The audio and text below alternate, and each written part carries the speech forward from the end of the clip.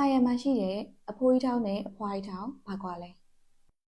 အဖိုးကြီးထောင်းဆိုတာဖိုးဖိုးတယောက်ထောင်းတဲ့ထောင်းမဟုတ်သလိုအဖွားကြီးထောင်းဆိုတာကလည်းအဖွားတယောက်ထောင်းတဲ့ထောင်းမဟုတ်ဘူးเนาะအဖိုးကြီးထောင်းဆိုတာ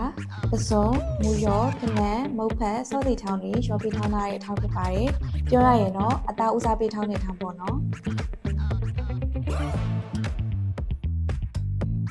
ဖွားကြီးထောင်းဆိုတာကတော့လူရကြက်သားဝတ်သားပြပြောင်းဖူမုတ်ဖက်ကြက်ဥဇွန်းရံကော်ပီပဲတီဆလက်ရွက်စတာတွေပါတဲ့အထောင်းဖြစ်ပါတယ်